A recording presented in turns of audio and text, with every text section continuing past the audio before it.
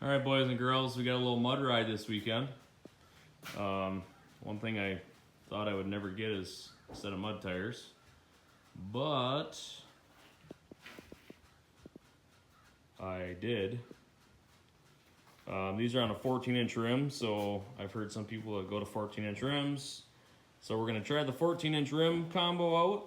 These are 32 by 10 by 14 STI Outback Max. So it's got a 2-inch lug. It's kind of hard to see, I guess. 2-inch lug on the outside, 1.5 inches in the center. Pretty heavy tire. Got a Vision X wheel, simulated bead lock, not a real bead lock.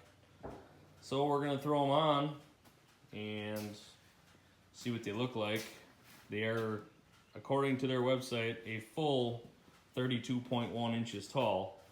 I rolled them up next to the 32-inch Carnivores. Just for kicks here, I'll do it again. And you can tell that there's definitely some difference there. Obviously they're not bolted on, so half of that distance roughly when they're on. But they're definitely bigger than the 32-inch Carnivores. Granted, these Carnivores have, what do these have on them? These gotta have probably 1,800 miles on them by now. General's got 22 on it. I think I put these tires on it at 300 and something. And then I ran the Terabytes. Oh, I think I ran the Terabytes maybe around that same 300-mile range-ish. So, yeah, they're somewhere in that range. So they held up really well. You can hardly tell any difference from new. They're a little rounded, but not bad. I rotated them once. Obviously, I've had them off numerous times, so I guess technically I've rotated them a few times. So, let's get these pigs on here. I got one spare tire room as well. And let's see what these are all about. So definitely a little difference in what the rear end looks like with these purpose mud tires versus the Carnivores. So we'll get the front swapped out. And then we'll do a couple measurements and see. So it looks pretty awesome though. I'm actually a little bit excited about taking this thing in the mud and seeing how these things do. I thought they'd look even bigger. They're huge taking them out of the truck. They don't look as big on the General. But with a 14-inch rim versus a 15-inch rim, the 32-inch tire looks even bigger. You can definitely tell the 15-inch rim versus a 14-inch rim. Same size tire. Alright guys, here's the STI Outback Max 32 10 by 14s, and then my 32-inch by 10 by 15 Carnivores. These are a 4+3 rim.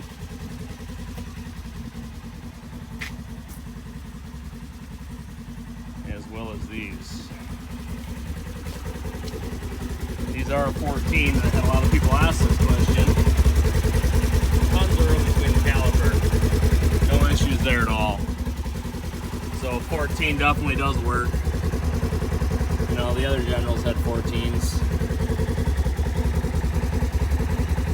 So there's a little more than a hand's width in there. No issues there at all. So we're gonna get the other ones bolted on, and then we'll do a little height check to see how much clearance we gain. Alright guys, here's the finished product. 32-inch by 10, 14-inch rim instead of 15. And these are the STI Outbacks on the Vision wheels. 2-inch lug on the outside, 1.5 inches in the center. Pretty beefy looking. For sure. Only gained maybe about 1/8 or a little over 1/8 inch clearance at the bottom of the trailer hitch, which essentially is, you know, gaining 1/8 of an inch or so. And just about that same, maybe up as much as a quarter, depending on where you measure it on the front. But I think they're going to get the job done better than the Carnivores on an all mud ride we're putting together for this weekend. She looks pretty menacing. Like I said, as far as riding on the blacktop, not going to be where you want to ride it at. It's not bad once you get up to speed. They actually smooth out decent. But the initial 5, 10, 15 miles an hour is, you know, like riding on mud tires. It's pretty rough. But we're going to spend a lot of our time in the mud, so I got these from a guy that I know. Didn't put a lot of miles on them. A couple hundred, maybe max, 100. And he had them on his Ranger. Went back down to a 30. They're a little big for the Ranger, for his particular setup he wanted to run. But they fit on the Jenny. Pretty good. Alright guys, we're going to do a little testing. I've had the sway bar back in for a little bit now, just because we had a couple higher speed runs that we were doing. It definitely feels better running high speed, 50, 60, 70, with the sway bar in the front. So I took the sway bar back out of the front because, as you can see, we got the mud tires on. So this weekend's going to be rock climbing, mud holes, you know, some pretty technical terrain. So I wanted to pull that out. So I got the flex. Here's the bar. Here's the link where it bolts to the top of the A-arm. You can leave the bottom one attached. And you got these two 13mm bolts that are attached to the frame. And what I'm gonna do underneath this thing, it actually already has a hole for a grease fitting in this plastic cup. So all you gotta do is drill and tap right there in that flat area into that plastic cup, put a grease fitting in it, and you can actually grease this bar. Why Polaris didn't do that from the get-go, I have no clue, because I greased this 2 rides ago, so maybe 150, 200 miles. We had one short ride, one a little bit longer ride, and it's squeaking like absolute crazy. And I can't stand that. I can't stand the squeak. I like the way it rides better without the bar if it's slower technical riding. I'm actually gonna go do a little testing because obviously I've not had these tires on. But I'm debating on, for this ride, seeing how it is gonna be a more technical ride, actually pulling the rear sway bar and do a little testing. We're leaving today, but I can do a little testing here on my track and in the yard and on my trails and such. So I'm thinking about taking that thing out of there. I'm gonna go run it with the front sway bar out first, do a little checking and see how stable it is. I mean, it should be realistically no different with these tires versus my normal Carnivores or the Terabytes that I have as well. So I'm gonna go do some testing now, and then I guess I'll decide if I'm gonna pull that rear sway bar. I've never done it. I've heard people that, you know, like run out to Moab and, you know, real technical, or if they're, you know, they're putting slow and it's technical and they're climbing stumps and whatever. I know it helps hugely off-road, not only ride-wise, but with getting over things, because now when that sway bar is not in, now your front wheel can actually come up. You know, one can go all the way up, one can go all the way down. But like I said, if you're skittish on the body roll, or you don't like that feeling of the body rolling, it probably won't be for you. But it doesn't bother me, even when the back tire lifts. I mean, the back tire, if you're running high speed, the back tire may lift 8 inches or a foot, but it stays flat. You know, the suspension flexes up, but the body stays flat. So let's go try this thing out, and we'll get back here and we'll see about taking that rear one out, or if I'm a little too chicken to pull them both out, and we'll just see how much body roll and how floppy it really is. But I'm thinking for this ride I'm gonna pull them both out, and we're gonna give her hell. Alright, so you guys have seen me do this before with the wood pile. I don't think I've done it in a while though. I'm not even remembering what I changed. Obviously I put these big tires on it just for now, but so you can see how much more droop you get. I mean, I got maybe, I don't know, 2.5 inches more travel before it hits the bumper on the, what would be the passenger side shock strut. And then my driver's side isn't quite maxed out, but it's hanging pretty good and it's stable. I mean, you shake it, it's not moving. So like I said, it makes a huge difference for climbing up over stuff. I don't know, it's hard to tell the scale on this pile of logs, but because the grass is so long. But I mean, when this thing's sitting on flat ground, I got over, well, about 18.5 inches from the ground to the belly pan. So I don't know if that helps at all. These are 32-inch tires. Front sway bar is disconnected. Actually, it's pulled all the way out. And I'm trying to decide if I'm gonna pull that rear one for this particular ride we're going on.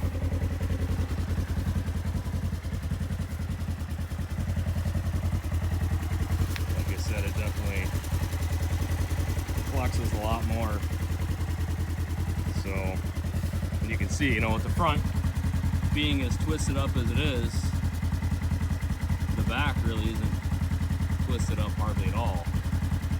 So I think I'm gonna pull it. I'm gonna try it. I haven't done it yet. I'm sure some of you guys are gonna want to know what it's about. Some of you probably already know. I want to try it out for myself. Like I said, this is like a technical, real rocky trail ride, so it should be all slow going. It's supposed to be a fair amount of mud holes. So I don't see that it can't help me in pretty much every way. Or if I flop it on its side, I guess I'll say, well, that wasn't good. So I'm gonna go pull the rear and we'll try this again and see if I can just, I mean, I could probably run this completely over right now, but I guess I don't know, it doesn't really prove a whole lot more because I can get all the way to the top of it, no problem in two-wheel drive. So I'm gonna go pull the rear one and we'll see what she looks like.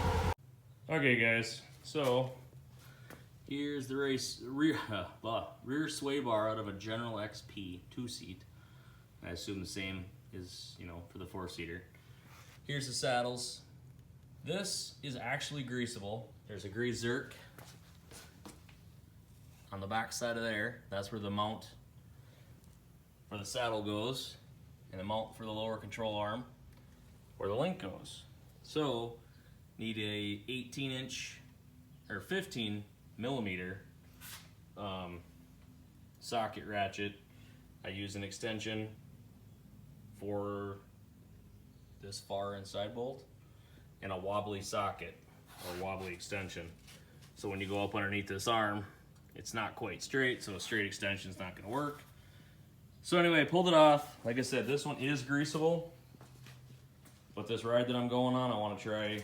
I'm going to go test it out before I take it on the ride. But so here's the saddles.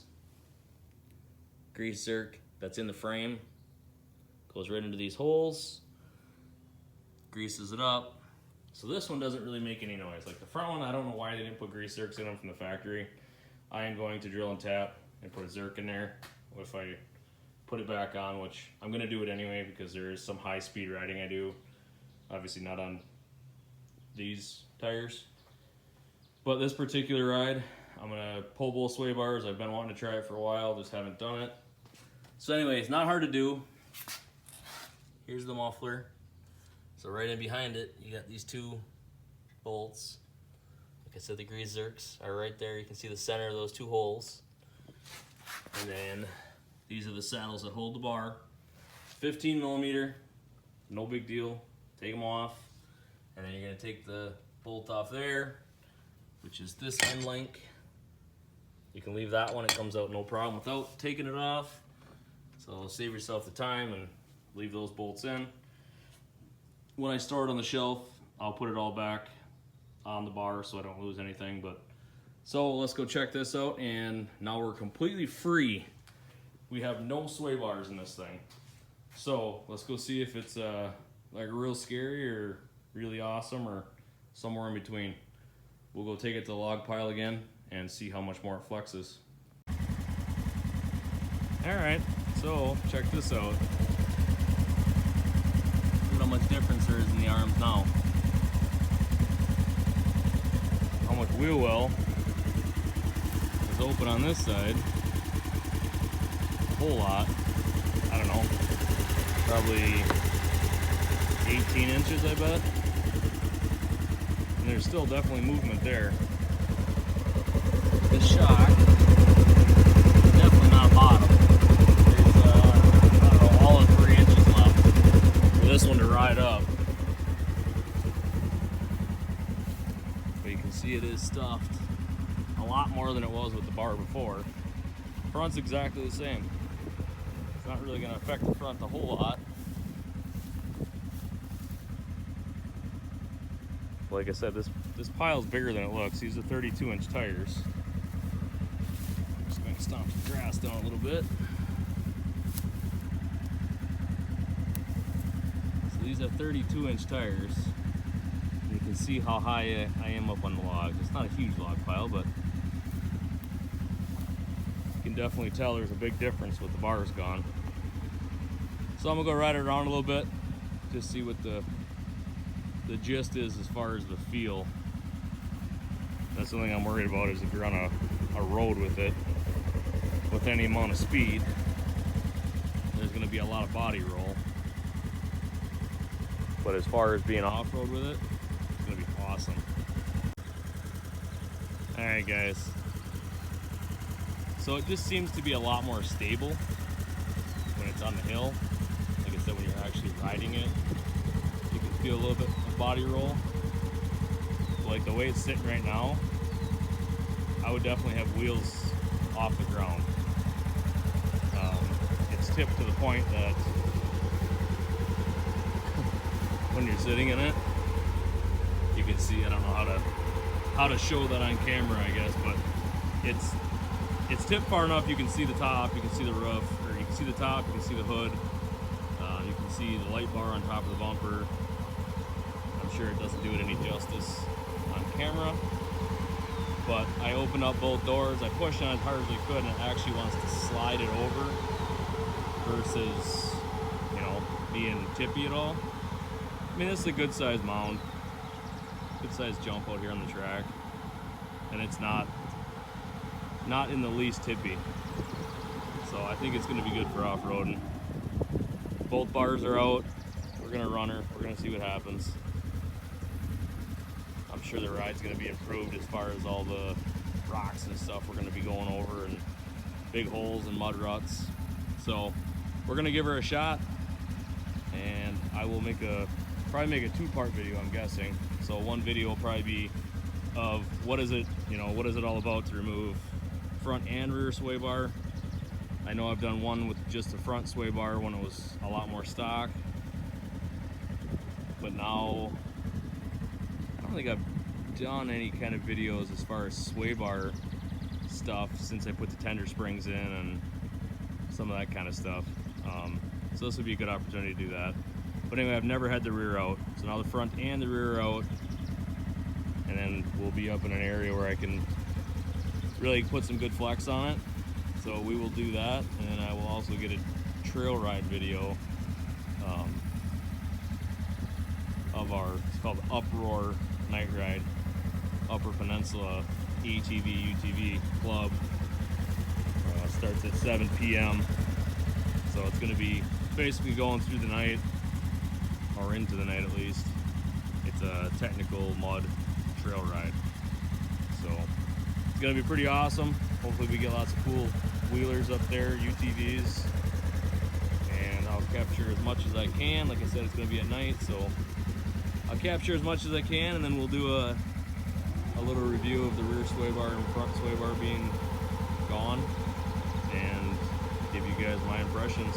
You can take it for what it is, but I think it's definitely going to be a whole lot better as far as for rock crawling and slow trail riding. You can definitely tell that I took it on the road and just kind of whipped her a few times, and you know, the body definitely rolls, but it stays stable. So we shall see.